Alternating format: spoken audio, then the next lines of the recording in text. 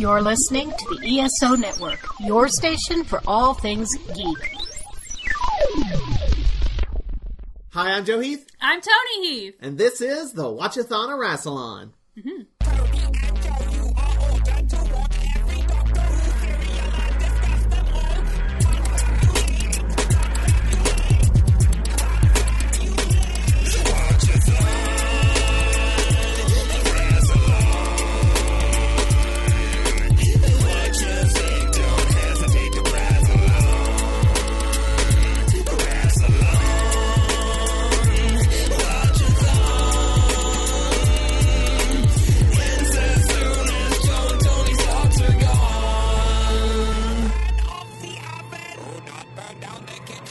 Today we're going to be talking about the first serial of the 16th season of Doctor Who. We thought it was Ribos or Ribos, but it was Ribos. The Ribos Operation, which consists of 4 episodes that aired from September 2nd, 1978 to September 23rd, 1978. True facts! And I'd like to give a special shout out to Bisexual Brigadier, or Liana Feliciano, who I learned are one and the same person. She got us the Key to Time box set thing, so we have the whole season from her. Well, that's very generous. Yeah, thank you, Bisexual Brigadier. Thank you very much. I'm excited, because if the whole season's as good as this serial, then it's going to be a really fun time. Yeah, and that's all we have to say. And bye! Today we have a couple of returning guests. Yes. What order should I say them in? Like, order of importance, or... I'm probably older. All right, let's go with that then. First up, we've got the mayor of Chicken Town, Felicity Kusinitz. Welcome back. Thank you. It's good to be back. How you been? Other than my kind of annual winter illness, I've been pretty good. That sounds so ominous. We'll just leave it at that. I don't want to tell you about all my horrible symptoms, but I'm better now. Just know that it's probably really gross, you guys. And also with us, we have returning fan favorite. Are you the fan? Yeah, I'm the fan. Christopher McNugget Cherry. Thank you, Joe. It's Hollywood's biggest night, and the stars are out. But only one of them can come home with that small gold man that we like to call Oscar. I'm here at the red carpet. I'm going to give you every update. Look, there's Glenn Close's dog. High five. This is all really funny stuff now, but in a couple of weeks, when this goes out, it won't be Oscar night anymore. Who do you think's gonna win? My money's on Buddy. Are you talking about the film with the monkey? Yeah, Buddy the monkey. It's a tragedy. Rene Russo, I think. I don't remember. Maybe Pee Wee Herman was in it. No, wait, that was Dunstan Checks In. I swear to God, you're just saying words. We're all saying words all the time. It's a podcast. That's how language works. So, what's been going on with you, Chris, other than your new Oscar job? Well, I fell and skinned my knee. Other than that, it's been good. We're at this weird point where I feel all of us are about to seem really busy or have a lot of things coming out or already out, and that's a very weird feeling between Sam and Pat, my web series about to come out, and you guys, you got Unseen World, and then me and Joe and our friend Ray have Road Trippy. It feels like there's a lot of things, and that feels weird. And we've all hurt ourselves. It's great. We're all in pain. Because on top of the winter illness, Chris's scraped knee, I went to the ER this morning for stomach pains. I hit my head. And Toni hit her head while skating. She fell and hit her head. We're all injured. What a good start to this season of Doctor Who. You want to talk about the episode? Oh, sure, why not? Are you guys ready to talk about Doctor Who? Oh, yeah. Yes. There's one thing I want to say really quickly. No. All right, let's go. No, what do you want to say? One thing I want to say about this serial, because a long-ass time ago, back during, season 6, I came on the Crotons because I wanted to make a point of saying, this is the first Robert Holmes serial. And, now it's season 16. And in those 10 years, Robert Holmes has written at least one serial every season. He has been a permanent fixture, except for one John Pertwee season I think he skipped. But 9 out of 10 years, he writes one serial or more every season. And after this season, that stops. Is this his last one? This is not his last one. He has one more this season, but it's kind of garbage, so I don't want to talk about it. Mm-hmm. And then, like, 5 or 6 years later, he comes back with another, like, stone cold classic, and then he writes a couple more. But, like, that's after a long break, and, like, you can feel his absence once he's gone. Not right away, because we have Douglas Adams for a little bit, but it's sort of, there's no other, like, consistent authorial voice that sticks around the show this long. No, like, doctor or companion or producer or script editor or anything has been on this long. And so this really feels like the end of an era. And so I just kind of wanted to mark this, because even when he comes back, it feels different. I'm glad you brought that up, because this in many ways is just, this has so many hallmarks of a great Robert Holmes story, and I'm sure we'll get into that as we go along, but this is definitely just kind of, it's one of the prototypes that I think of when I think of Robert Holmes. Yeah, it might be the funniest. I think it is. That feels right. Yeah, that sounds right. That or Carnival of Monsters. Brandon Morbius has a weird sense of humor about it. It does. And he didn't take full credit for that one. That was the pseudonym, but yeah, it was him. Do you got a title? Oh yeah, let's talk about the Ribos Operation, episode 1, which I have called Kentucky Fried Gimmicky Gadget. That's good. I brought titles this time, finally. What? Okay. I brought titles because, like, it's become a thing that the guests bring titles. And so I thought, I'm gonna bring titles. So my episode 1 title is Shrivenzall or Nothing. I didn't bring titles. This is my second appearance. Maybe by the time I have my third, I will have gotten with the agenda. You could just be like Toni and call it episode 1. That is the title that I brought, correct. All right. So, Toni, which one wins? I'm going to go ahead and say episode 1. Best one. Good job, me. That wasn't you. That was Felicity. Well, it was a two joint of us. joint title. Yeah. All right. Well, I don't like how this is going. What was a runner-up? The first one. Cool. The Oscar goes to Toni and Felicity. And Buddy. All right. So the episode starts with the Doctor wanting to go on a holiday, as he With new K9. K9 2. He is unboxed K9. K9 has a lot of dialogue in this scene. It's just the word affirmative over and over again. He's very excited about taking a holiday. This is the new quieter model, right? Yes. He's still pretty loud, but not as loud. I think K9 Mark 1 made noise even when he wasn't moving. This one only makes noise when he's moving. So it is a bit of an improvement. And it's quieter. Because I remember I made the stinger for the last episode, The Invasion of Time, and like you can just hear him super loudly over Leela saying, you know, I'll miss you, Doctor. And then I cut out all the in-between stuff to just have the Doctor say, I'll miss you too, Savage. But like there's a drastic audio switch because it's like, and then he's inside the TARDIS and it's very quiet. It's an important lesson about room tone. Always get room tone. Please learn that, 1970s Doctor Who. But they're about to go on holiday, and the power goes out, and then the door opens very dramatically. And God shows up.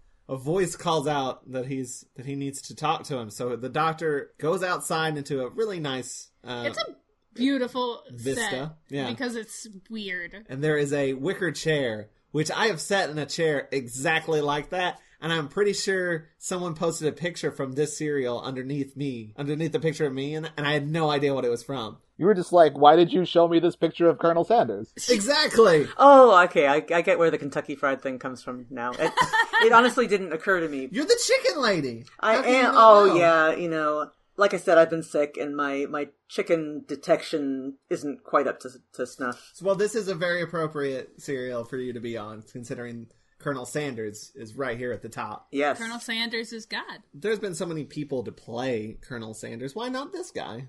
Why not God? What I want to know is why they couldn't get Reba McEntire for this serial.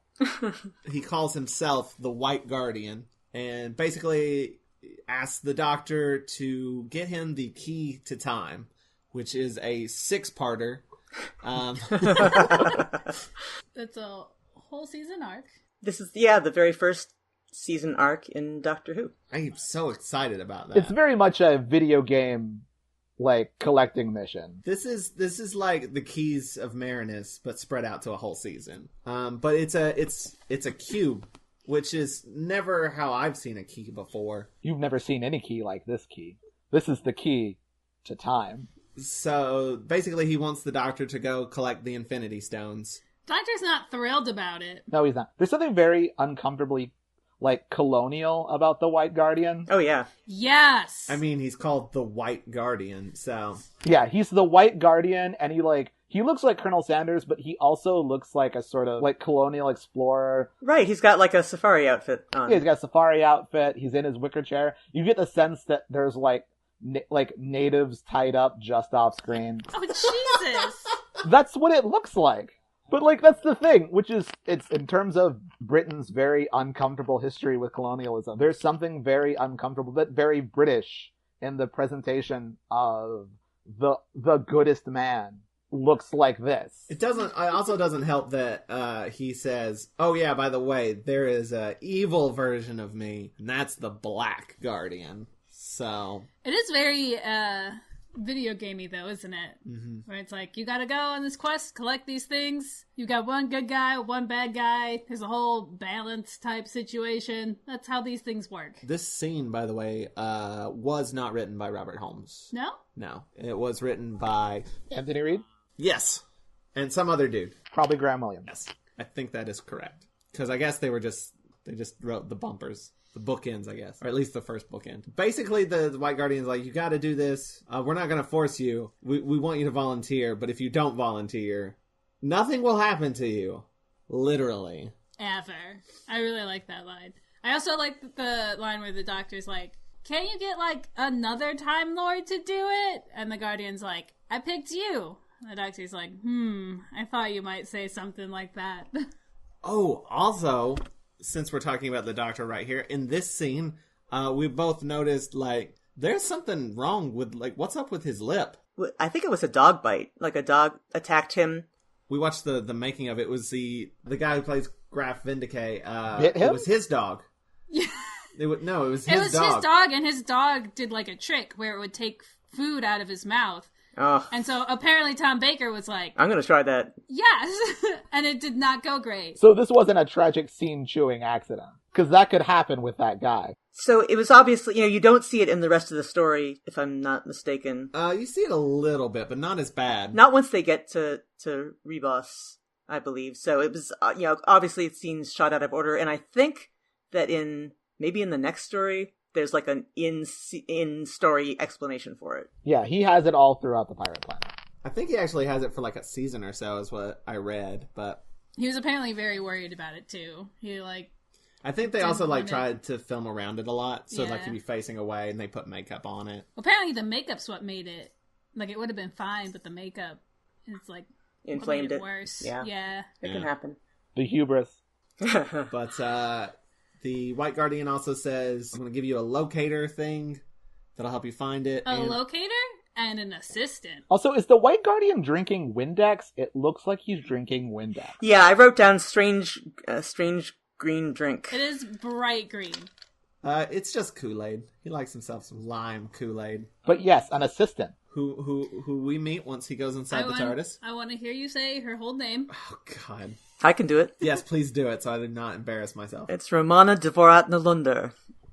There Very you go. good. Romana Dvorat-Trulunder. I probably said that way worse. That's pretty good. I'm reading it, so... It's funny because they that's the way they write it later, but here it clearly sounds like Dvorat-Nolunder rather than Trulunder. But I think that they, retconned it later on. I don't think anyone on set could say it either. Right.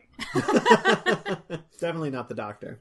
The Doctor just refuses. He's like, that's too long. I'll call you Romana, which she does not like. You'd think that he would hardly be the first person to tell her that, because, it doesn't seem like people go around spilling out, 5-minute names all over Gallifrey that we've seen, but... Yeah, because last episode we had Rodan.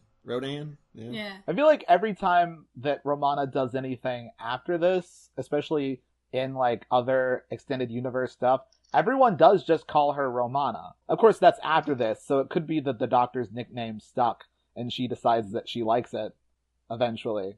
But, like, yeah, it seems like everyone is just calling her Romana now. I do like that she's like, I don't like that. And the doctor says, well, it's either that or Fred. And she's like, all right, then call me Fred. She likes Fred. Sadly, that did not stick. I would have been down for a Fred. It just reminds me of Angel. Fred. Yeah, Angel. Winifred Burkle. So my first companion Doctor team was the Fourth Doctor and Sarah Jane, which of course is one of the best ever. I never warmed to Leela, and I don't think that it was because Louise Jameson isn't a good actress, because she clearly is. I think it just the dynamic of the kind of Dr. Doolittle, Professor Higgins, Eliza Doolittle, kind of teaching the savage to become civilized just didn't work for me. So having Romana come in and be the Doctor's equal, in some respects, superior in other, she's obviously got the book smarts, but not the experience. But just seeing someone, again, who's more at the Doctor's level, was appealing to me. Yeah, she comes on strong and immediately, and I love it. Like her first couple of lines, we were like, oh, she can stay. I'm almost surprised it took them this long to come up with this idea. Anyone who gives the Doctor shit, I'm down for. Is always a good companion. Like, I'm not gonna put up with your nonsense. I'm on board. And I got better grades than you. I love that scene where we learn that the Doctor passed with a 51% on his second attempt. What's great about their dynamic is that up to this point, especially going into the Graham Williams era, Tom Baker has made a whole character of steadfastly refusing to not give a shit about anything. Steadfastly refusing to take anything seriously. And Mary Tam doubled down on that. She comes in and says, I'm not going to take any of this seriously even harder. And I'm certainly not going to take you seriously. And so it forces Tom Baker and the Fourth Doctor to kind of try harder. And it's so good. I enjoy their dynamic a lot, immediately. Plus, she has all the best outfits. Mm-hmm. Yes. She's wearing this, it's like a Princess Leia type, white gown is what she has. This is the first ever character I cosplayed as, long before cosplay was a word that people knew. But when I was a teenager and went to, a local Doctor Who, just a one-day PBS thing, I just rented a white gown and was Romana. That's awesome! Do you have pictures of it? Because I want to see it. I don't think I have pictures going back that far, but I did cosplay one of her later costumes this season back in the 90s, and I do have a photo of that somewhere. That's awesome. That's sweet. Watching the serial made me want to grow my hair back out, because that's what my hair used to look like. And I was like, I need to grow it back out, and I need to do some Romana cosplay. Yeah, I wish my hair looked that good. She's got such a nice curl to it. She is glamorous. She is so glamorous. Then later when she has that big white feathery coat, it's amazing. Back in the beginning of this podcast, our picture was a Photoshop picture of Romana and K9. Vince did, I forgot. Yeah, so I didn't know who they really were. I mean, I knew who K9 was, but I didn't know it was who Romana was really. So it was seeing her in this serial, I was like, "Oh, that's us." So that's the picture. That's the picture Vince edited our faces onto. Were you K9? Yeah, I'm K9. That makes sense. You're the tin dog. That's our dynamic. Yeah, it kind of is. Actually, I feel like in this serial, especially in the 4th episode when we get there, Romana and K9 have an arc of acceptance, where I feel like Romana starts out not liking K9, and by the end she's like, come along, treating him like a dog. The arc for anyone with K9 is starting to treat him like a computer and ending treating him like a dog. And in between, sort of getting annoyed at him a lot. To be fair, K9's a little shit. He's adorable and I love him, but he's a little shit and he knows it. But not only does she come in and sort of immediately establish herself as awesome, she also puts a new thing into the TARDIS. She puts a hole in it. Oh yeah, she's like, there's a new bit on the console. It does a thing. And the Doctor is not happy about that either. But that's where the locator goes. It'll locate the planet that the piece, the key to time piece is on. It'll locate the planet, and then once they're on the planet, they can use it to it's like a detector. Home in on it. Yeah. And then if you touch the piece, because it'll be disguised as something else, it'll make it look like the cube again. So it's a multitask thing. It's a MacGuffin finder. Yeah, but the Doctor says, never trust a gimmicky gadget. which is pretty rich. Mr. Sonic Screwdriver, Mr. Psychic Paper, Mr. Time Machine. They almost called the character Mr. Time Machine. What? Is that true, or are you making a joke? It's 100% true. I'm not joking at all. We could have been doing a podcast about Mr. Time Machine.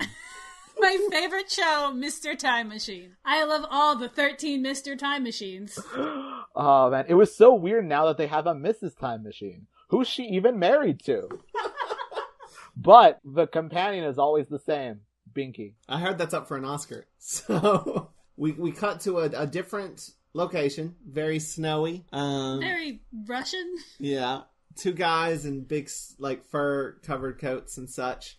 And they're fucking delightful. Yeah, it's that Robert Holmes duo. Yeah, this is a classic example of that, and yeah, probably my favorite. This is Garen and Unstuff. They are opening a grate on a roof and are breaking in, basically. Yeah, they're throwing some meat down there.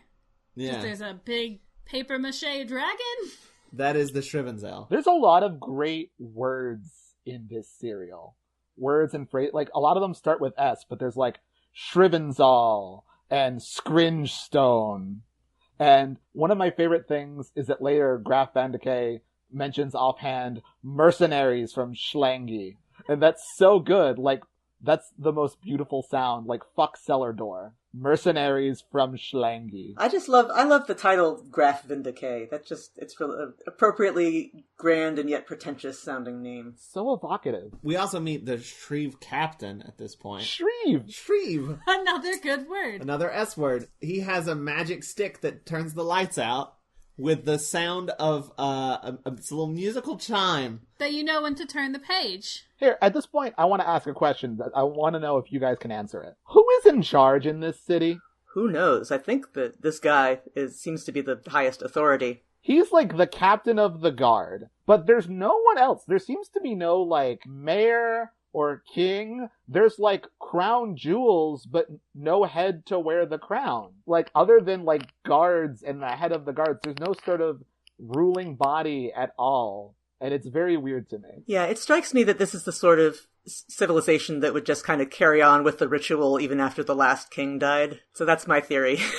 Also, it's not like you always see kings and stuff. Like, this could just be happening without the king really being involved, because he's busy. He was doing something else. Maybe he's at his summer palace, except that it's summer only comes every 300 years or something.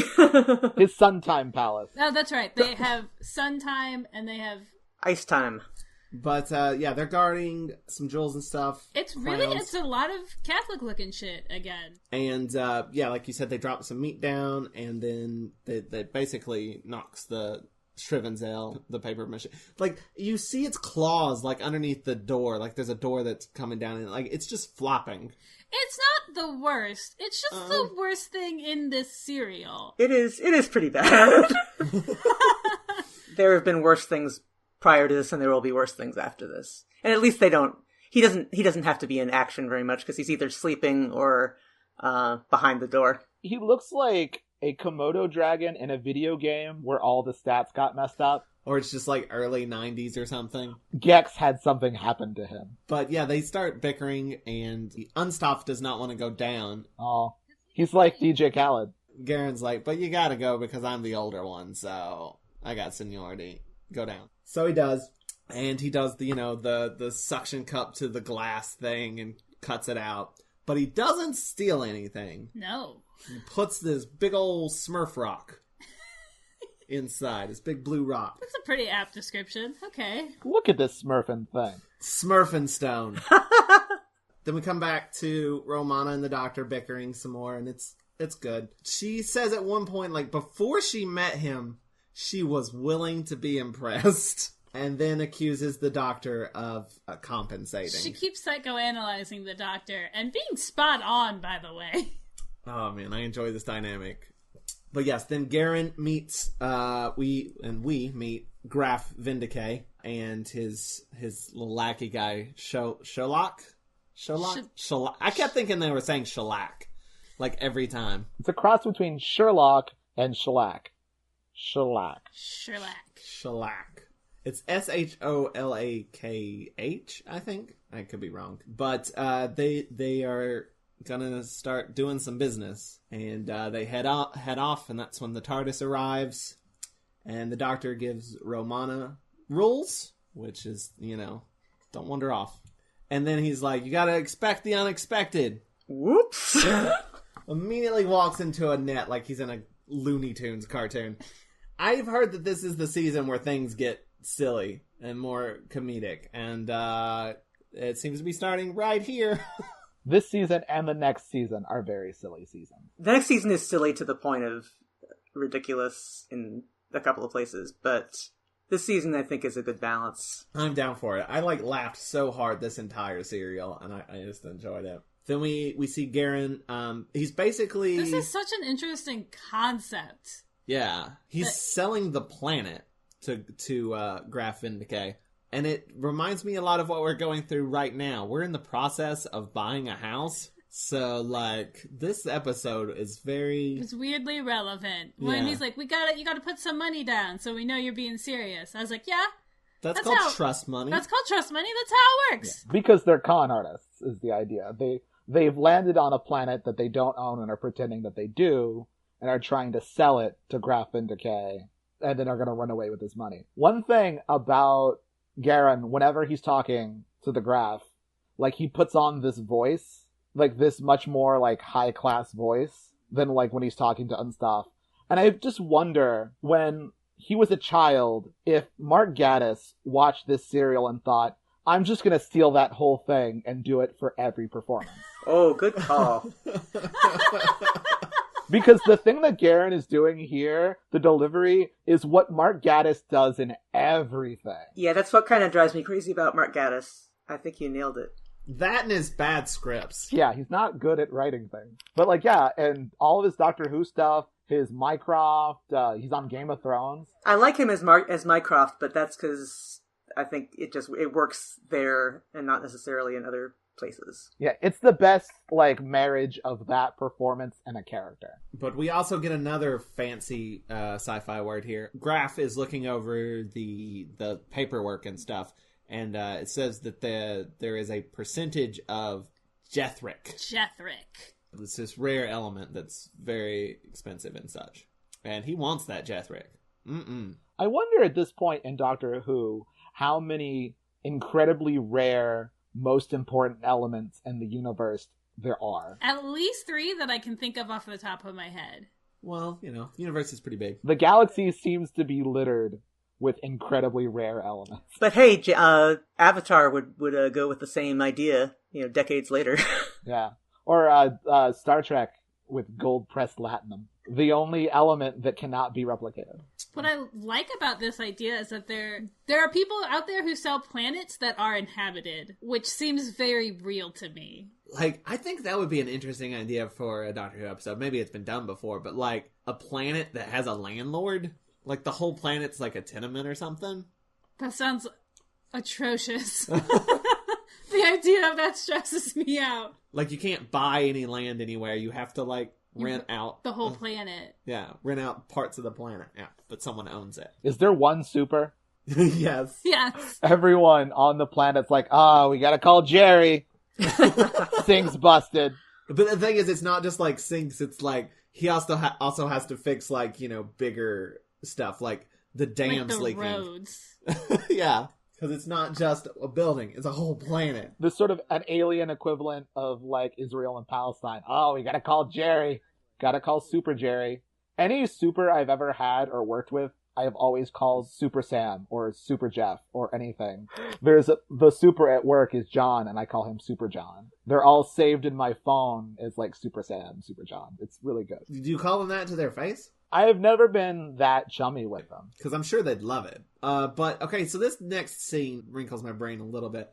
So Garen was outside listening in because he's bugged the room. So he's just listening in to see if Graf is, buying it. And he almost gets caught by the Doctor and just pretends to be a watchman. He's 5 o'clock and all is well. But the Doctor is that's weird. He has an Earth accent, a Somerset accent. everyone on this fucking show has an Earth accent.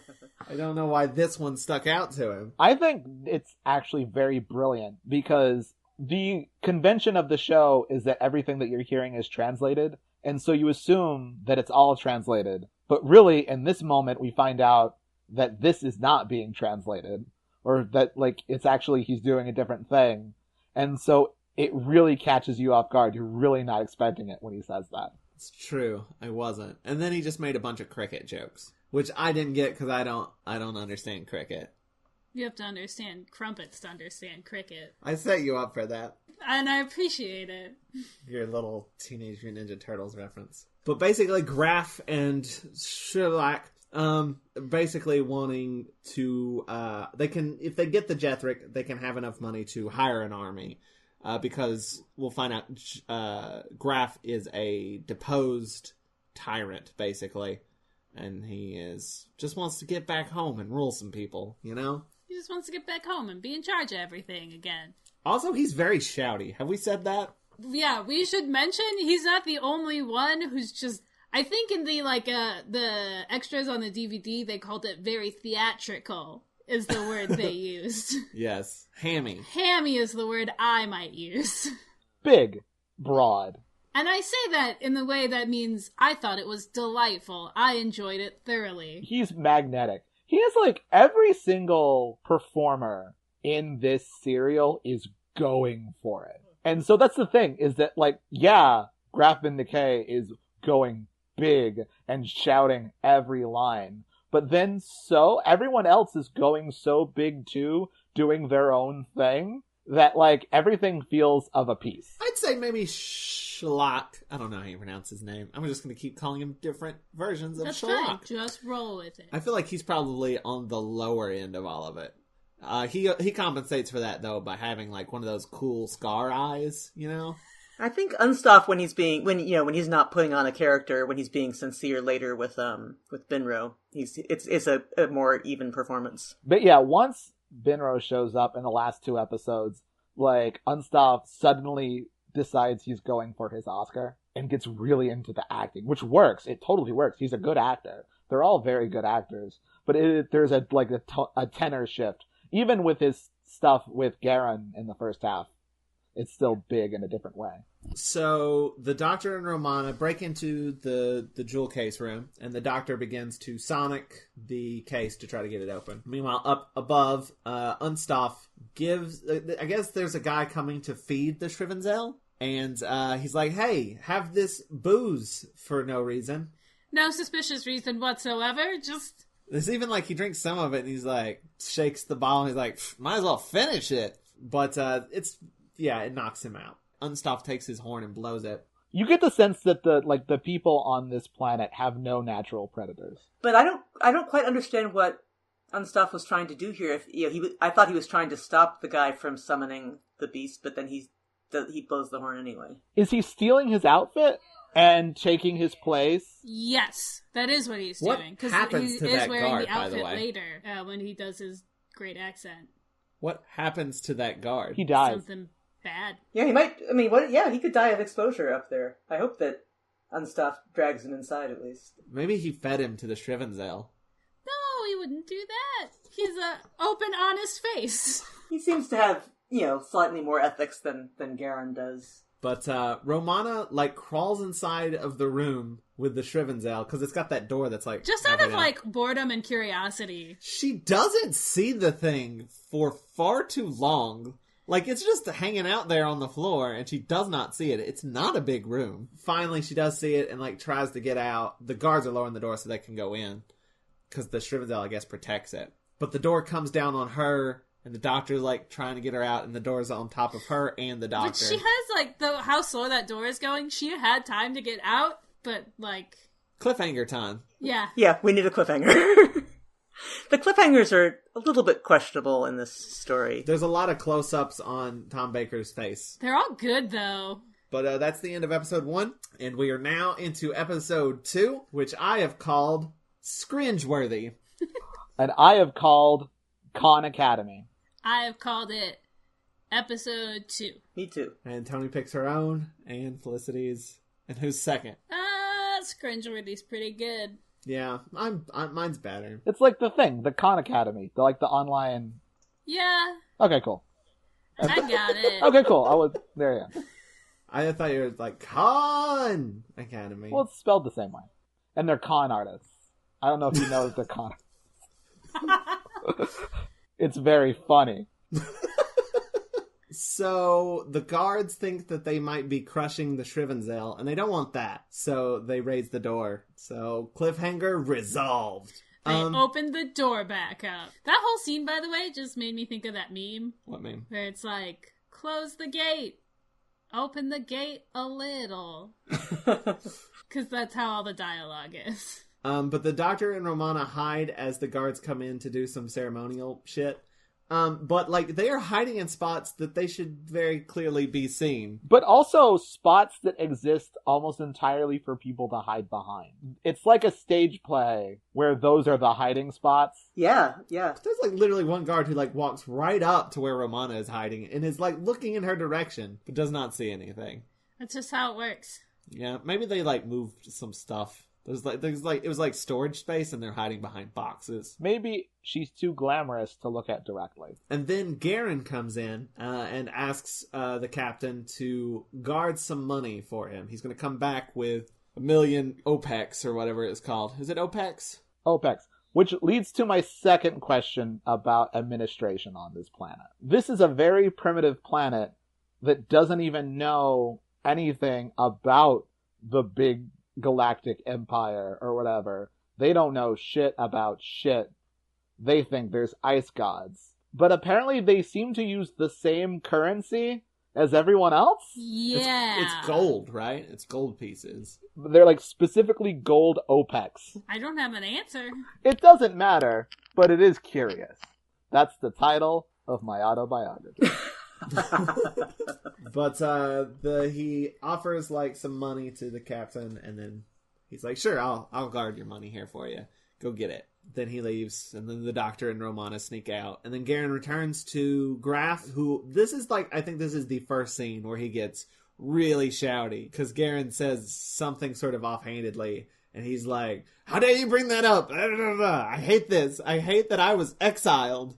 You've rubbed a sore spot." And then they haggle some, as you do when you're buying a planet. But he takes Graf to show him the jewels and the blue stone, which is the Jethric.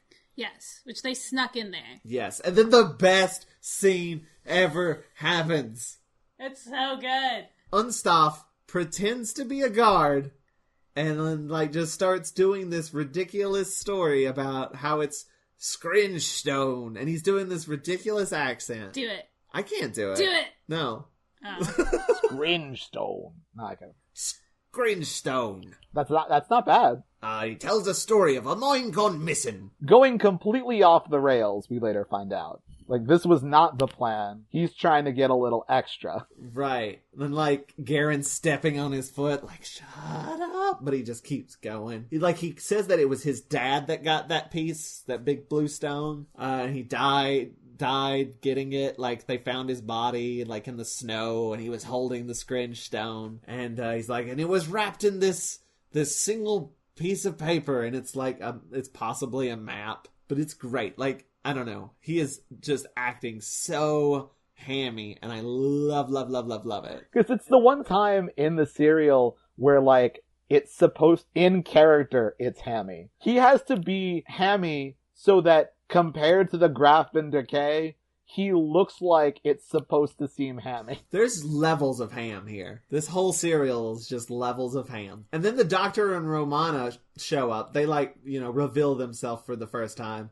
And they're just both like, yeah, that sounds legit. That story sounds totes legit. But the Doctor doesn't actually believe it, as he tells Romana later. And then she's like, oh, I totally did. I totally bought that ridiculous story. Which is weird, because in the scene when she's talking to the Doctor and with them, it seems like she doesn't buy it either, because she's doing the same kind of, oh yeah, that totally sounds true, sarcastic thing that the Doctor is doing. I think she probably doesn't, and she hasn't had practice in sarcasm yet, so she's actually being sincere and just kind of mimicking the Doctor. I think Romana is evidence that if they teach anything at the Academy, they teach sarcasm. So yeah, then that whole scene with the trust money thing happens. He needs $2 million trust money, but he accepts $1 million. 2 million OPEX. Yeah, 2 million OPEX. Sorry. And he's like gonna go get the money, and then they'll guard it. Yeah. Basically, he's setting up the thing he set up with the captain earlier. But he leaves, and then that's when Graf finds the bug and realizes that maybe, just maybe, he was being conned. And then we have a scene of Garen getting on to Onstoff for his ridiculous performance. He's sort of like teaching him a lesson about how to do conning. Like he's in some sort of con academy. Uh-huh. Would have liked it if I had said Scringer things? Because that was my alternate. Yes. Yeah. We all agree that was better. You always go with the scringe. That's always the better option. Always go with the scringe. There's a line in this scene where he's getting onto him for being too hammy and like trying to get too much. He was trying to make extra by selling that map. And he's like, if you stick around for too long, then like this guy's not messing around. We'll get and the guy's like, dead? He's like, yeah, that's the word I was looking for. But the doctor has found the grate that they used to get in to the jewel room. And then him and Romana are just going to hang out there and wait till they use it again. They think that they might be after the key to time as well. Because there are supposed to be people. The Black Guardian is supposed to be, like, messing up their plan. And even if they're unrelated to the Black Guardian or the key to time, it's just fun. It's fun getting involved in a mystery. Rewriting history. Okay, so then Graf shows Shalak the bug, and then they're both like, oh man, we're being conned. But like, the money thing still happens. Who does that? Did he get the money before he found the bug? No. He thinks they might have just planted the bug just to see like how much money he was willing to offer. Right. And they might be being conned. But like, they're still gonna do it anyway? They're like, cause no one would con you. That would be foolish. You're the king. And you're big and mean and scary. And he's like, you're right. They wouldn't, because I am the king. I am big and mean and scary. There's also this overwhelming sense from Graf that even if they're getting played, no matter what, that Jethric, though. Because it's a big old chunk of Jethric. Apparently it's bigger than most Jethric. So the captain locks up the money, and Garen's like, here, let me hold your keys while you sign the receipt on my back. Which means Garen definitely stole one of those keys. But they lock up the money, and then they head out. And then it's later that night, Unstoff goes down into the Shrivenzel thing, through the Shrivenzel grate, and the doctor is going to go downstairs and cut him off. On the doctor's way there, he bumps into a sleeping guard who wakes up and is like about to like blow a whistle and like set off an alarm because the doctor's sneaking around, being sneaky. It's past curfew, right? Yeah, it's past curfew. So there is a curfew. Maybe that's why we never see the king. He's always like in bed. This all happened past curfew. Yeah. It's past his bedtime. But the doctor stops him from blowing his whistle by hypnotizing him with his pocket watch, making him go to sleep. How come the doctor doesn't hypnotize people much anymore? I think because it's rude. It's rude to hypnotize people. Well, then why do people do it like all the time now? All the time. There's hypnotists all the time. I cannot go a week without someone hypnotizing me. There's this comedy club near us, and there's a hypnotist that's there, like, regularly. Not doing a bit, not performing, he's just there, hypnotizing people on the side. Just, hey, come here. He once made my dad think he was James Brown, and my dad took his shirt off and threw it into the audience. I have a picture of that somewhere. Those are unrelated sentences. His name is Gary Conrad, pretty sure.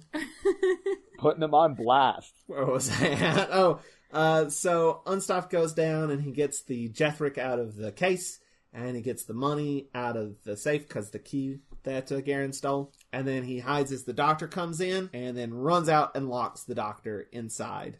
And he runs past the guard, and the guard whistles and alarms start going off. So the doctor climbs back up to the grate, because that's the only way out now. And that's where he bumps into Garen, and Garen thinks that they're like agents who have caught him or whatever.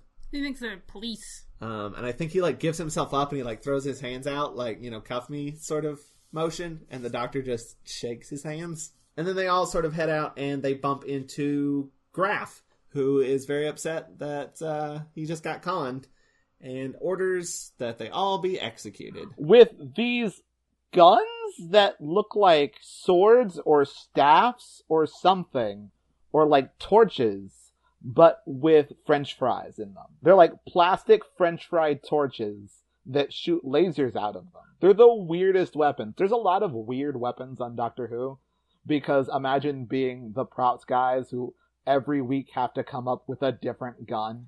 Yeah, I think, in general, this episode has a pretty interesting look to it. I really like the big fur hats on the guards and kind of their eagle staves and things like that. Yeah, the eagle staff is the one that, like, turns the lights on and off, right? Yeah, there's a lot of great costuming. Could they not, like, invent switches? No, just magic. I was gonna say, don't, like, give it too much, like, props for turning lights on and off. I can also turn lights on and off. I can do it with my voice if our Google Home was working correctly. It's not. It's not. It's broken. And then we cut to a close-up of the Doctor's face going, whoa. It holds for, like, a long time. So long. But that is the end of episode 2, and we are now into episode 3, which I have 2 titles for. One of them's kind of boring. All right. Which is the Hall of the Dead, because that's very classic Who-y. And then I have Ribos Moves. I just have hashtag Binro was right. Chris wins! Yeah. Yeah, I'm going to have a lot of things to say about Binro.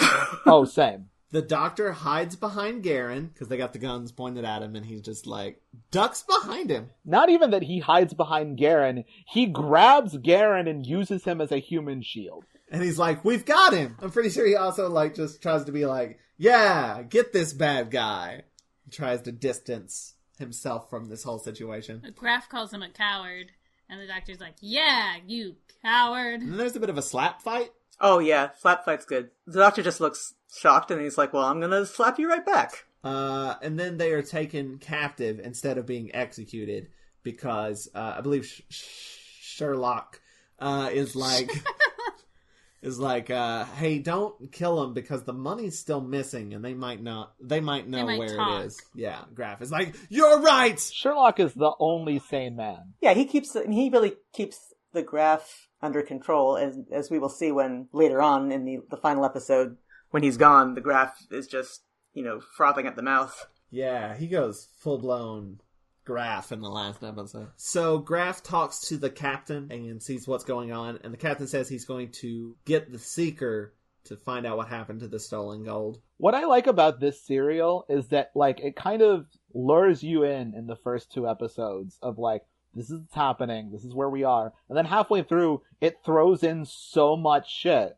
It's like, here's Binro, here's the Seeker, here's the catacombs, all of this shit. Catacombs? Catacombs. Catacombs. I love the Seeker. Yeah, the Seeker has a fantastic costume design. She's got big old antlers. And the face makeup. Teardrop face tattoos. Yeah, she's really cool looking. I think I'm gonna have to cosplay as her. I'm surprised that I haven't seen a Seeker at Gallifrey in the past. That would be great. And she only shouts. Yes.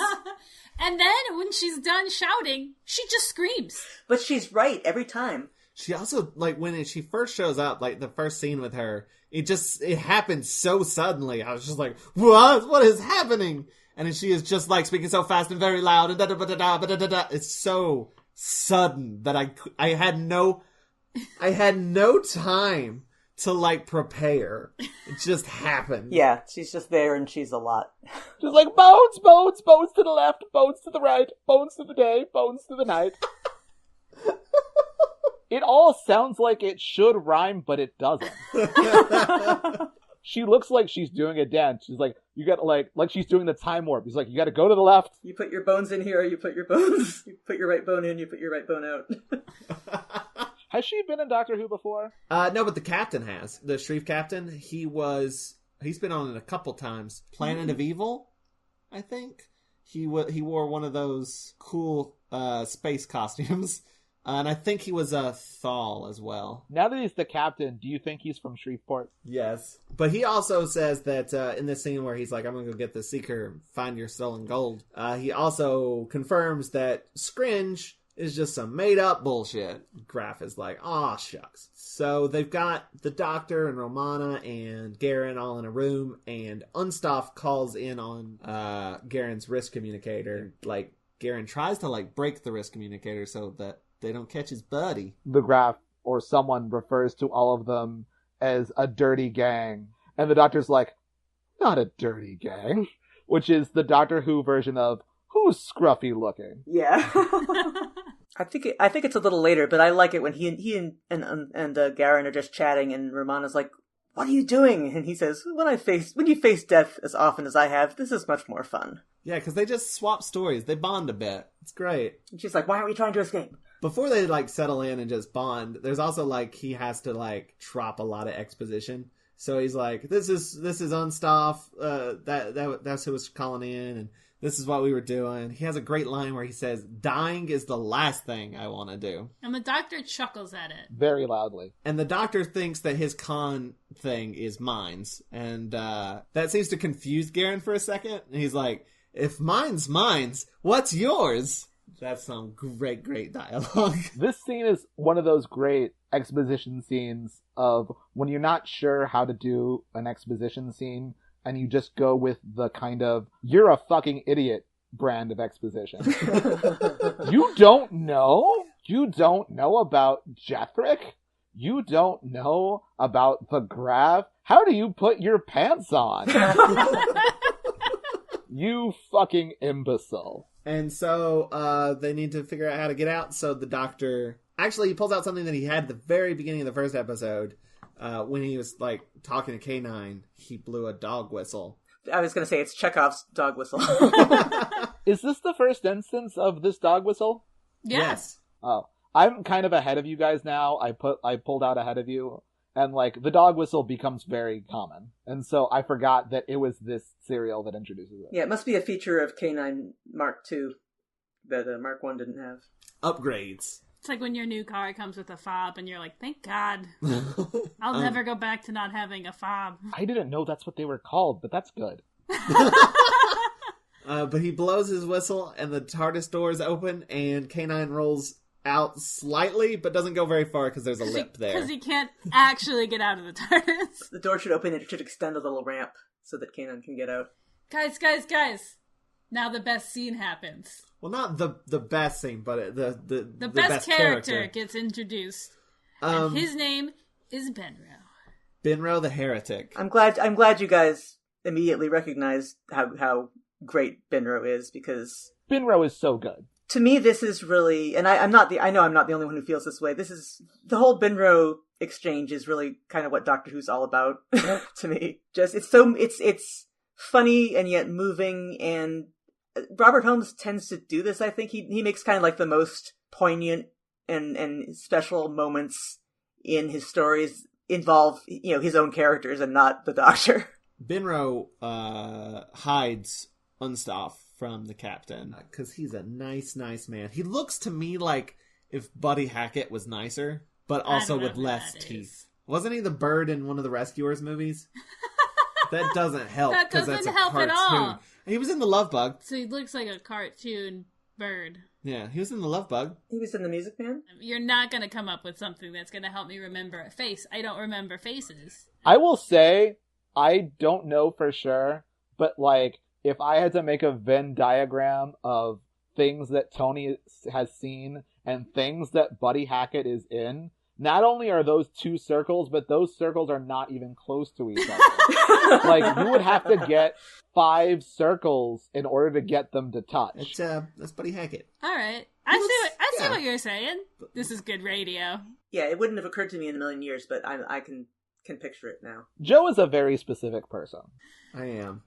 We get Shalak is getting an army ready. They're basically going to take out everybody. The Seeker has done her thing, and she's like, the thief is here, and they're like, we're going to do a raid at dawn, and they're like, that's not good enough. We're going to like just kill everybody. And the Doctor's like, well, that's not great, and goes to work on the risk communicator, trying to fix it so they can contact Unstoff and let him know that there's a bounty on his head, basically. And then, yes, the best scene of this entire serial It's so happens. good. Oh my god, it's so good. So Binro tells Unstoff the story of his heresy, which is that he thought that stars were suns, and that the world was round, and that the planet moves. Ribos moves. He's the Galileo of Ribos. And Unstoff is like, guess what, buddy? I'm from another planet. You are right. And he says specifically, like, in the future, people will turn to each other and say,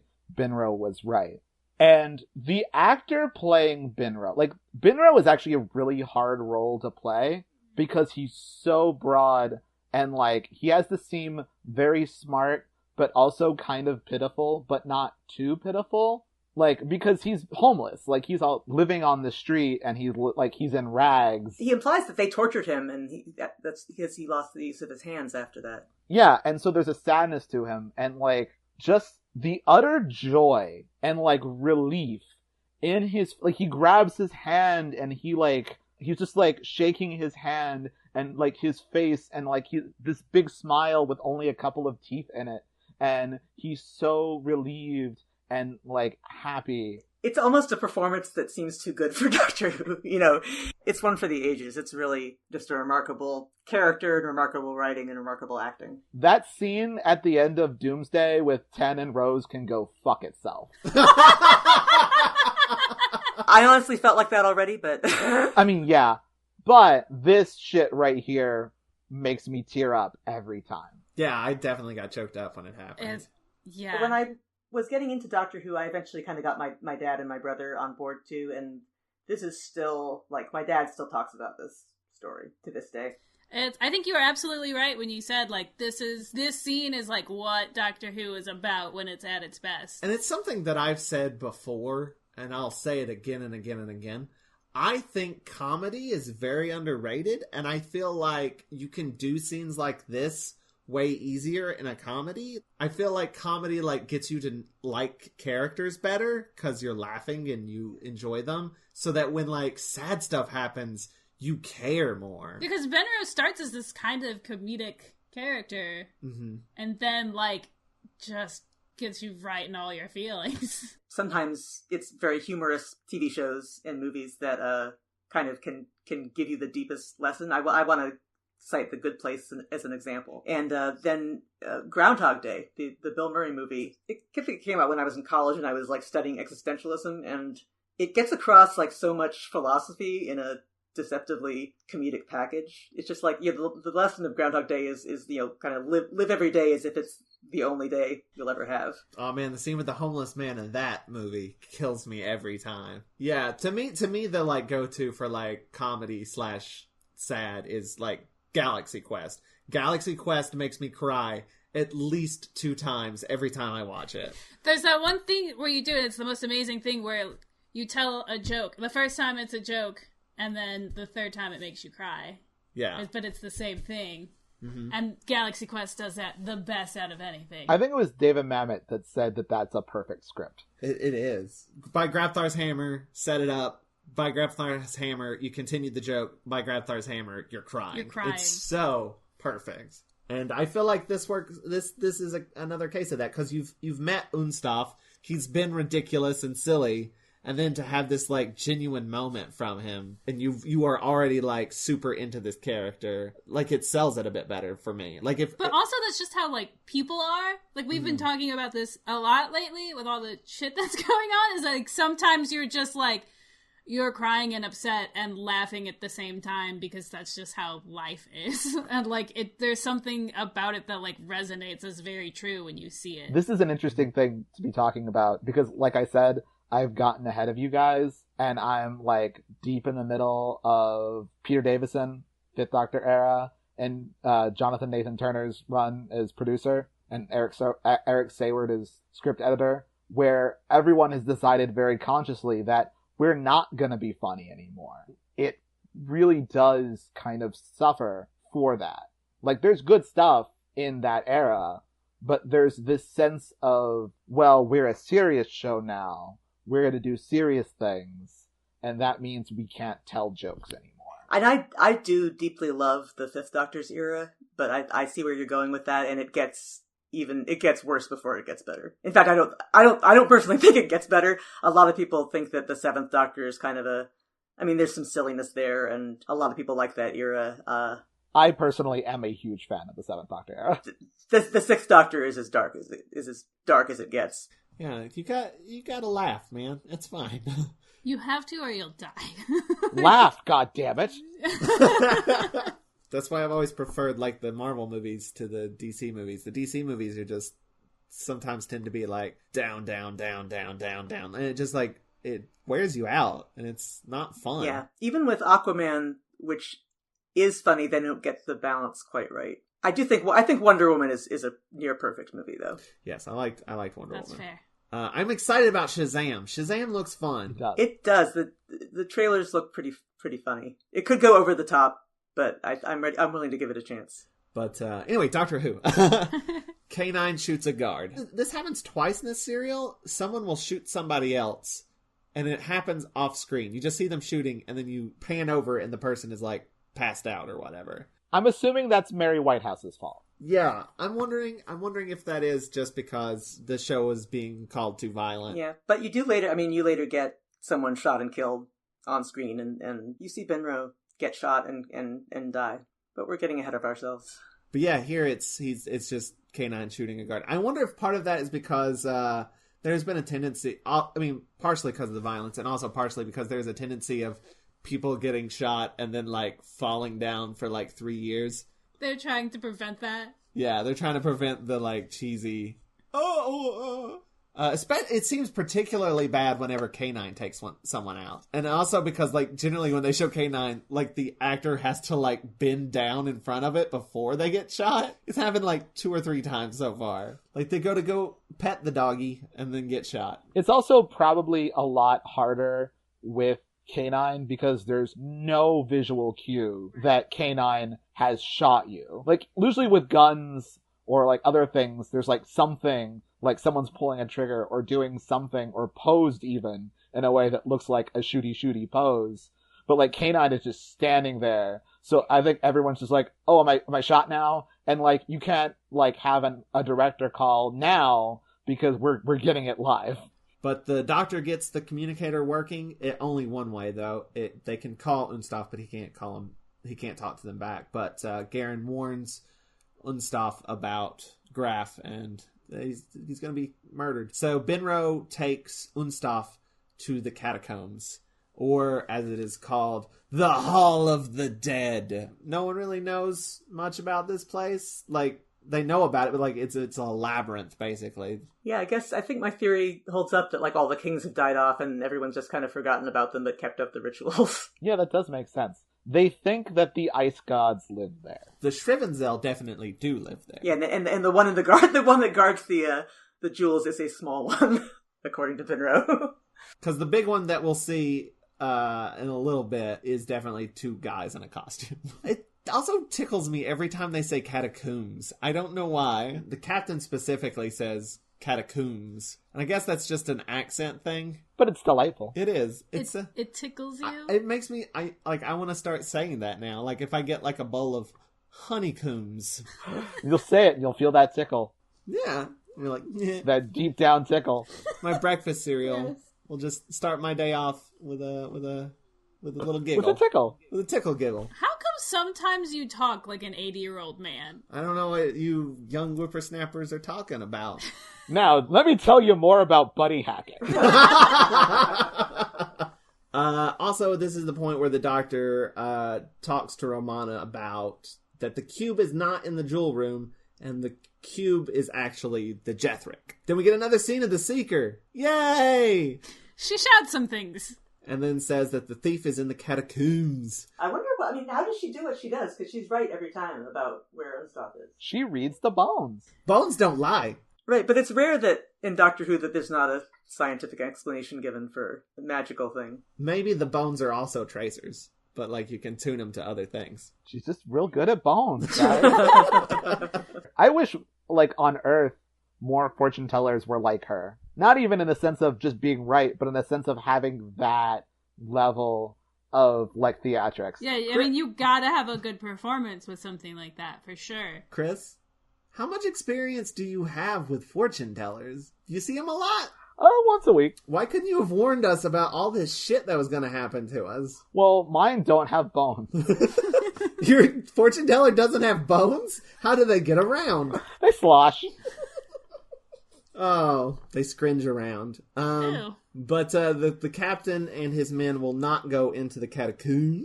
Yeah, once they hear that he's gone into the catacombs, they're like, oh well, He's dead. that's it. It's gone. It might as well have dropped to the bottom of the ocean in the Marianas Trench. You're not gonna find it. Graf and Shalak and his people are gonna go in anyway without the captain and his guards. And the doctor and Garen and Romana and K9, that's a lot of people, have headed into the catacombs, and K9's like, someone's coming up behind us, so it's Graf following them, and they all hide amongst the dead people. Yeah.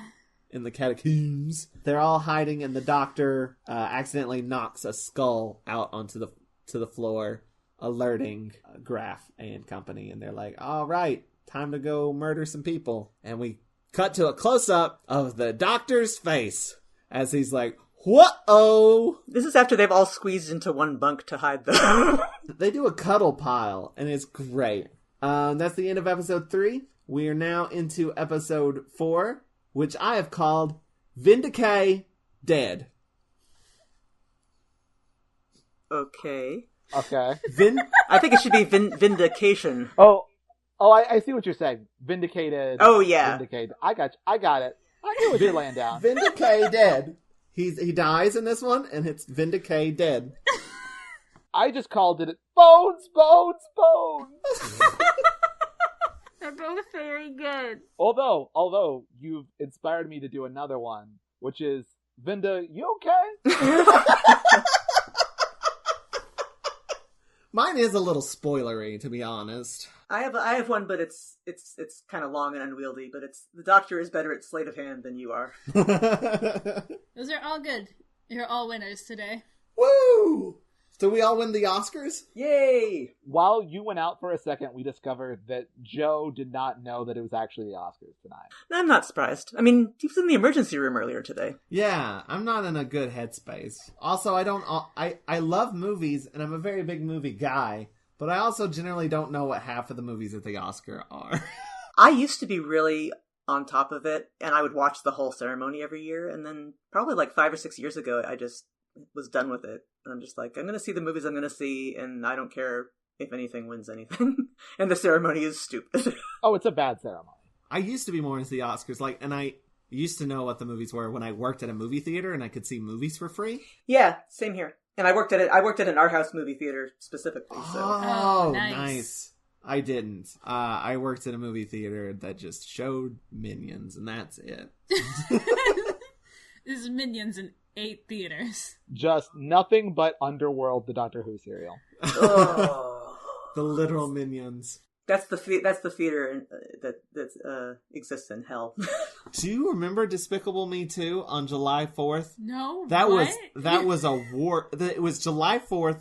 Despicable Me 2 was out. They canceled the fireworks because of rain, which meant everybody came to see Despicable Me 2. That wasn't the worst time I ever worked at a movie theater. The worst time I ever worked at a movie theater was when Sex and the City came out. That was the worst movie I've ever cleaned up after. Were people just having sex in the theater? I and mean, the city. they had like mimosas and drinks and stuff. Like they made special for it, and like it was just sloppy in there. That's all. Ugh. I worked Magic Mike. Oh no! When I went into the theater after the movie was over, the air was moist. God, Yeah. no! Jesus! My theater experience is at least a decade removed from yours. It was the 90s. What was your bad movie? I had to work on Christmas Day one year, and that was the year Good Will Hunting came out. We had it in like 4 of 7 theaters, or 4 of 9 theaters, because it was Boston. I just got I got so sick of this movie before I ever got a chance to see it. Still haven't seen it. It's not. I mean, It depends. Joe, how do you feel about apples? I don't like them apples, Will. What are we gonna do? applesauce, bitch. I'm quoting Jay and Silent Bob Strike Back. I've seen Good Will Hunting 2. There's a scene of Good Will Hunting 2 in Jay and Silent Bob Strike Back. That's all I've seen of Good Will Hunting. Where were we? Despicable Me 2. No. We had lines out to the door, and we were out of popcorn. We were literally pouring popcorn. I do remember right that. out of the popper. That was atrocious. Yeah. We had both the poppers running, too. Mm-hmm. And we still couldn't, make any popcorn. It was the worst. Those little yellow bastards. I actually really like Brian Lynch, who wrote the Minions movie. So I forgive him for writing Minions. Though Minions was okay. Well, he has that tweet. Was he a Kevin Smith associated guy too? Yes. I think he worked on Chasing Amy. He's a cool dude. He follows me on Twitter. You kind of stalk him a little. You do. I haven't stalked him in a long time. But yeah, a little bit. What's the statute of limitations on stalking? So the doctor does his dog whistle again, which attracts one of the Shrivenzale, two-hander one we were talking about earlier, the two-bodied, like the zebra costume. Yeah. Yeah. And then Graf and Sherlock kind of reminisce about previous battles in caves, a specific previous battle in caves, and how this reminds them of that one. And it's kind of adorable in a way. And I was like, I don't know. I kind of ship these two. Yeah, they get very homoerotic in this episode. Oh yeah, especially when Sherlock is killed. He literally kisses him in the face. In the face. Just right up in there. You're gonna get kissed in the face. But yeah, they're talking about previous battles and stuff, and then they decide that they're going to go basically kidnap the Seeker and make her help them find they's money. Because if the Seeker can find the snitch, then it's all over. And then we get the cuddle pile, which I think they were there was two of them in one and one of them in another. But in this specific scene, they're all crammed in there, and they're all just doing comedy bits, and it's great. Just confusion and not, I don't know, miscommunication and stuff, and that's my jam. I love that stuff. Again, as I've mentioned earlier, I like the comedy. And this is the episode that proves your theory that you can do things because it's been comedy, because this episode gets dark. Unstoff and Binro are kind of still in the catacombs, and Unstoff tells Binro about the Jethric and about Garen, about how he's worried about Garen, and this was their last job and all that sort of stuff, and gets really sentimental about Garen. Binro's wants to help him, so he's gonna go find Garen? He's gonna go find him. He's gonna go back, leave the catacombs, go find him, and tell him where he is. And Unstoff gives Binro the communicator watch as this way Garen will believe you that, you talk to me and stuff. And then this is when Graf goes to get the Seeker, and he kills one of the guards because it's taking too long to get the Seeker. She is not coming fast enough, so he just shoots a random guard. And this is another one of those shoots someone off screen, and then we cut back and the person's just already lying on the ground dead. And then Captain Shreveport's wait a minute, I don't think you guys are from the north. Romana and K9 have sort of broken off from... Well, the doctor went his own separate way to go do a thing, but... He went to go back. Yeah. And he ordered Garen, K9, and Romana to go off the other way. And then Garen fucked off. So it's now just Romana and K9. And then she realizes she doesn't have the tracer anymore. Romana and K9 get into a bit of an argument. I don't remember what about, but it's another comedy argument. And they realize that Garen has stolen the tracer. But I think K9 gets real technical about something, and she's annoyed about it. She says some sort of metaphor thing, and he takes it literally. And then she gets real upset about it, and she literally just covers him with her dress. Yeah. And he's muffled. It's kind of putting a sheet over a bird cage when you want the bird to shut up. I think what it was that they thought that Garen was with them. Romana's well, where did Garen go? And K9 is oh, he left.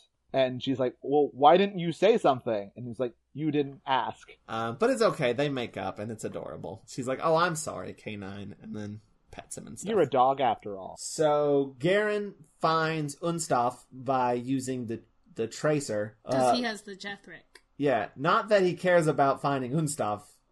That's secondary to him finding the Jethric. Graf and Smalllock get the Seeker, and that's when she's like, hey, I got a prophecy for you guys. Check this one out. If we do this thing, we're all gonna die, except for one person. Still want to do it? And they're like, yeah. You've not been wrong this entire serial, but we don't believe that we're gonna die. But we do think you'll be able to find the person for us. Just want to break in to say, Black Panther has won 2 awards for costume design and production design. You're hearing it here first, folks. You're not. That is a Watch-A-Thon of Rassilon exclusive. This is airing 2 weeks from now. From our man on the streets, Chris McNugget Cherry. Thanks, Joe. Back to you. So, Unstaff is real disappointed in Garen for abandoning Romana. Yeah, he's mad about that, and also he's like, we need to go, we need to keep moving, and Unstaff is like, no, but otherwise Binro won't be able to find us. And he's like, who cares about Binro? I haven't even seen this guy before. I haven't even met this character. Unstaff has barely met the Doctor and Romana. It's true. It's true. But yeah, he's very upset by this. He seems to care a little bit more about people in general. Yeah, I would say so. Binro is caught, though, and brought to Graf. Oh, also, during this whole thing, the Doctor has been kind of going around, like, overhearing a lot of this stuff. Like, he saw Graf shoot that guy and everything, and then he broke into a room and saw the body that was stunned, the guard that was stunned by K9. Spoilers, but he takes that guard's uniform. But yeah, Binro is brought to Graf. They see his communicator and everything, and they're like, maybe he'll take us to the thief, too. And then they head out. But one of the guards has a very long scarf dragging behind him. What kind of scarf? Well, fun fact, it's the scarf from last season sewn on to the stunt scarf.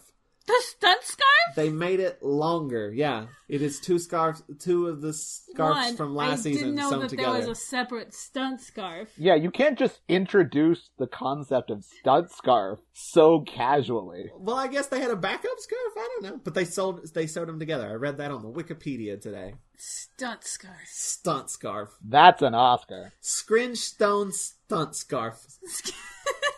The captain, meanwhile, has set up a cannon at the entrance to the place. Like, well, when they come out here, we're just going to shoot them. Sound good? That seems pretty extreme to me. He's had it with all these motherfucking foreigners on his motherfucking planet. But they find Unstaff and Garen. Binro runs up to Unstaff and is shot by Graf right in front of Unstaff. He dies in Unstaff's arms. It's very sad. Oh. And then Unstaff is like, by Grabthar's hammer, by the sons of Warvan, you shall be avenged. Yeah, he gets shot too, but apparently not fatally, or isn't hit in the heart, or maybe Binro was just too old to survive. Yeah, that's my theory. Binro's older, and Unstaff he's a young dude. But I think you did make a good point of, before Binro, every time someone gets shot, it's like off screen. It's almost as if Binro breaks the seal on getting killed on screen, because once Binro gets killed, suddenly all the violence happens on screen for the most part. Maybe in a way they were saving it up so that this would be more effective. Yeah, Binro's death needs to have some more effect to it. Yeah, maybe it's a directing choice. But yeah, Unstaff is also shot, but he throws Graf the money and the Jethric. Garen's like, no! And Unstaff's like, screw it, Binro's dead. And Garen just like starts yelling at Graf, making some shit up just to scare him, I guess. He's like, the Doctor and Romana are these agents, and they have all this dirt on you, and you're just gonna be known as like the shitty king. You're gonna be a common criminal. Is it clear that Garen doesn't believe that? Or like, I was under the impression that Garen still thinks the Doctor is a cop. I think he explicitly said, I guess they're not cops at some point. Yeah, because he had to explain everything to the Doctor. So he's like, once you said this thing, I realized you weren't real agents. So now he's just making shit up, just... Because that's what he does. That's how he moves through life.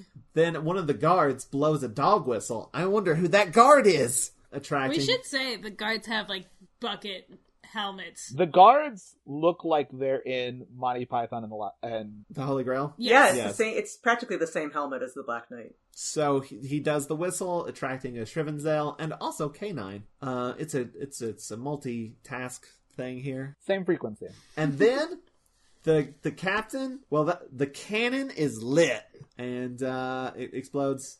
That cannon is lit, is what I No. said when we You were keep, watching. I know. Yeah. You keep You saying keep trying to it. make Stop. that happen. And it's not working. And then a cave-in happens, and it kills Shoelace, and he dies in the cave-in. Like the ceiling lands on him, and Graf just loses his goddamn mind. That's when he does the whole like he kisses him and is like, "I will avenge your death." Then K9 and Romana come across Garen and Unstuff, and K9 laser blasts rocks that they're hidden behind. And Garen's like, "Oh, Romana, I found you. Here's your tracer back." As if he did not run away. Garen's a little shit. So Graf has lost his mind. He says he's going to collapse the whole place. And he's like talking to the Seeker, and he's like, "You said all but one is going to die, right?" And she's like, "Yeah, why?" And he shoots her in the face, and she dies. He's like, "Well, then I'll be the one who survives." And he almost shoots the guard that's with her. That's what I thought he was going to do. But he's like, "No, I got a much better death for you." And gives him a bomb. "You're going to do a suicide mission for me." He tells him it's a great honor Yeah. to die protecting me. And he starts talking about all the battles he's been in. And he's just like full on out there. Does some battle cry like onwards and like mentions Shoelock. Charges off down this hallway, turns a corner, and then explodes. He explodes. But he's hearing things. You know, he hears the sounds of battle as he's going off. So he's clearly completely gone off out of his mind at this point. It's very Looney Tunes. Yeah, because the whole switch that the Doctor does with the Graf is very Bugs Bunny. Because he took the Jethric from Graf and swapped it out for the bomb. And then we get our little wrap-up scene where they all head out to the TARDIS and everybody's buds. And Garen very obviously he's like, can I just hold the Jethric for like a second? And the Doctor's like, "Sure, why not?" And then he like does this like, "Oh, it's so great," and like does this like turns around in a circle, hands the Doctor the Jethric back. The Doctor, Romana, and K9 TARDIS out. Unstoff's like, "Oh man, it sucks that we didn't get that Jethric."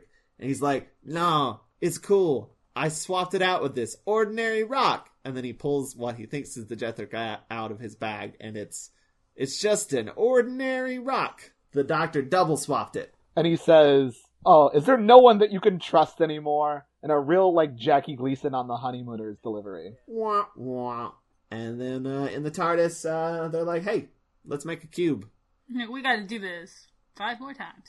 Like, they kind of pass the baton back and forth of who's going to touch the Jethric to make it a cube piece. Yeah, I think Romana has gained respect for the Doctor through all of this, A little bit. and he's trying to be a little nicer to her. I also kind of think they're both like, I don't know, let the other one do it. It might explode. Yeah, that could be part of it too. But now they have one piece. I'm hoping that this turns into like a Hudson Hawk situation. Where they have to put it together at the end, but like they don't put it together right, and then stuff explodes. You're hoping for that? Yeah, because that's fun. That's fun. But that is the end of the Ribos Operation. We're going to take a quick break, and we'll be back for final thoughts. Yes, hello. Let's talk about the Flopcast, Every week, we give podcast listeners a chance to come and join us in Chickentown. where we talk about Saturday morning cartoons, comics and science fiction conventions, music and concert reports, 70s and 80s pop culture, and for no good reason, chickens. Boy, we're weird. Oh, we are ridiculous. We're proud members of the ESO Network, and you can find us at flopcast.net. And we're back. Tony, do you know what time it is? 9:06. Yes, it is. Cool. Anything else? It's time for final thoughts. Final thoughts. Yeah, I think I said everything already that I want to say. This is, Robert Holmes at his best, possibly the best Robert Holmes pair of characters ever. Binro's arc is so surprisingly poignant And we get a great new companion introduction, setting up a fun new dynamic between the Doctor and his companion. I'm extremely fond of this episode. There's one this season that I like even better, but this one's definitely up there in the whole Key to Time season. Yeah, I love the serial. I've heard that we're about to get, like, into comedy, like, more comedic section of Doctor Who, and this feels like the beginning of it, and I'm excited about that, because this episode was hilarious, but also just good. Like I've been saying, like, the comedy leads to sadness in a very effective way. I loved Garen and Unstaff and Graf vinda-k. I'm excited about this season because it's the first season that has, like, an overarching story, and that is new and cool. I am interested in that. I loved Romana immediately. I am a little disappointed that they didn't stick with Fred, because that's what she wanted. But yeah, I think this was, like, top notch. One of the best we've had in a while, I think, even. And we've had a bunch of good ones recently, and this is, like, still, like, top tier. I love this serial. I think it kind of reminds me, in the way that I feel about it, with the way I feel about Doppelgangland from Buffy, in that it is my perfect comfort food Doctor Who serial. Everything about it makes me happy. And, like, it's really funny, but it's heartfelt, and it's got all of these great moments, and it's, like, some of Robert Holmes' best and funniest writing. It's, like, introducing Romana, who I love.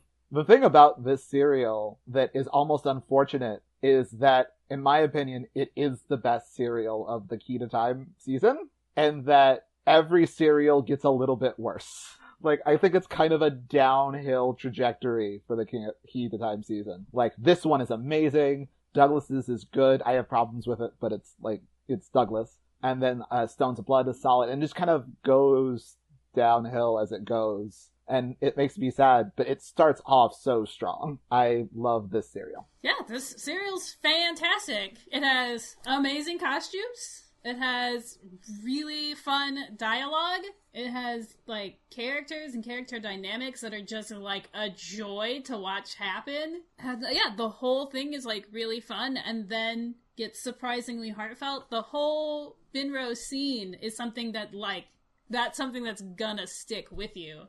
Like, that is a scene that, like, that's a moment that we'll be talking about that we'll probably reference, like, later on in the podcast. Of, like, oh yeah, that scene, like, that's the thing that you remember from the serial. It wasn't the only thing good in the serial. It was full of, like, really great moments. I super enjoyed watching this one. It's not like Tomb of the Cybermen, where Tomb of the Cybermen has one really great scene, and the rest is kind of, yeah. Alright, before we go, let's do some plugs. Felicity, what do you got to plug? I am part of the team that brings you the Flopcast, hosted by Kevin and Cornflake. I am the mayor of Chickentown. I make occasional appearances and maintain the website and show notes, and also the Twitter account. These are all things that I know how to do and Kevin does not, and so that is my responsibility. And we've all been sick, but we're still keeping up our weekly schedule, and pretty soon Cornflake will be going to MarsCon in Minneapolis, and we'll be reporting on that. Cool. Awesome. Chris, what you got to plug? All right. Well, season 2 of the web series that I co-star in, Sam and Pat Are Depressed, is coming out March 25th. We have a date for it, so look for it. It's coming. We're really excited about it. It's really good. And in the lead up to the season 2, we're having a companion podcast because that was one of our Seed and Spark stretch goals. So there is also a podcast called Bree and Chris Are Depressed that is already out now when you're listening to this podcast. You can go directly from this podcast in your podcast app to Bree and Chris Are Depressed, and you should do that right now. Forget the rest of this episode. Forget Joe and Tony's plugs or whatever. Just go right now and listen to Bree and Chris Are Depressed because it's really good. We kind of talk about making season 1, but we also talk about our experiences in therapy because it's a show about therapy. And so I think anyone who, like, is interested in that or has been through that experience, like, might find what we say, like, interesting or, like, helpful or whatever. But it's nice to hear other people talk about it. Our plugs. Please watch Unseen World. Please. Yeah, the first episode or two probably have gone up by now. It's gone up. Hopefully you watched it. Hopefully you liked it. You can watch it on the Heartland Network. It's also available on the Roku app. If you look for the Heartland channel on the Roku, it's also streaming. The Heartland Network streams their over-the-air signal. So check that out. The Unseen World, it's real good. Toni is the co-creator. I edited it a little bit here and there. It's very, very good. Thanks. So far, I guess, what episodes have been out? I think 2 episodes have gone out. So, so the first episode, which is Howard Finster's Paradise Garden. Howard Finster's Paradise Garden and the Gravity Monument. And then the second episode will be about Oak Ridge, Tennessee and the Manhattan Project. The next one after that should be all about Mothman. I've seen it. It's really good. You should watch it. I've seen the first episode.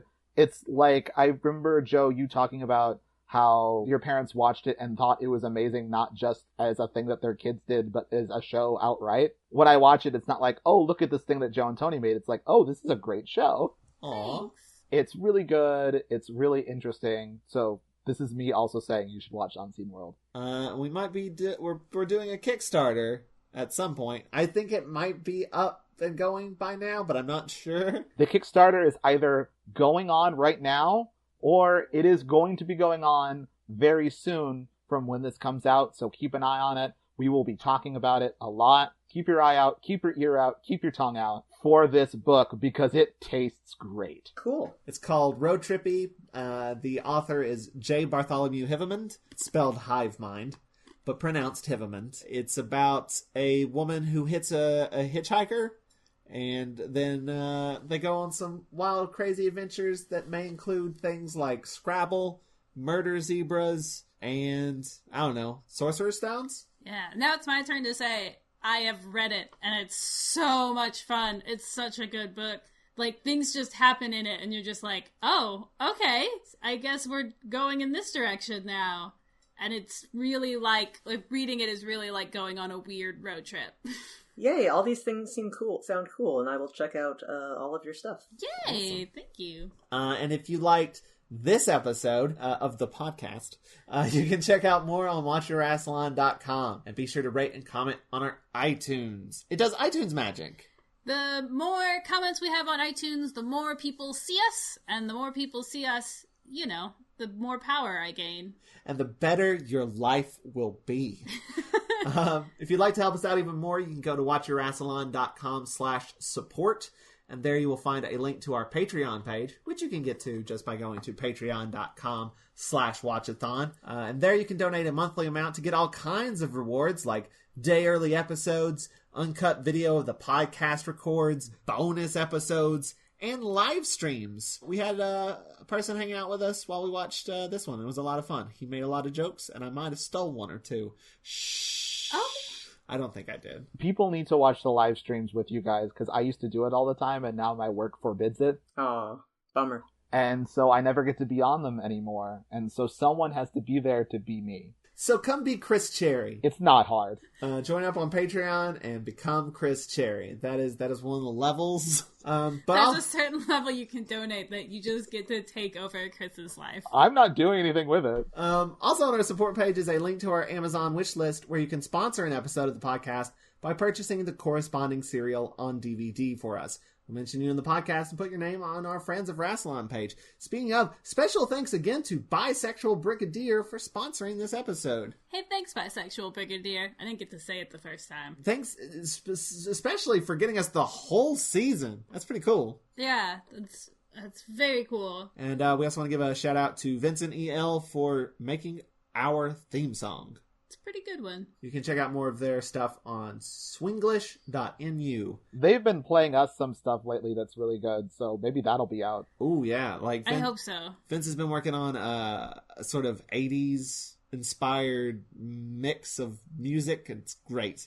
Tune in next time when we talk about the first ever Douglas Adams serial. Oh, that's exciting!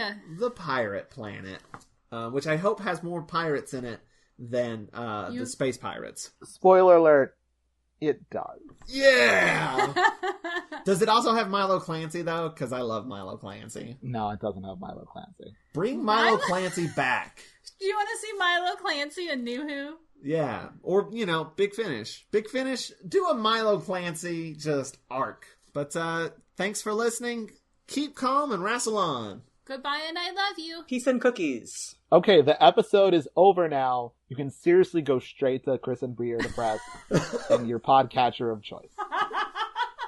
Binro was right. This has been a broadcast of the ESO Network.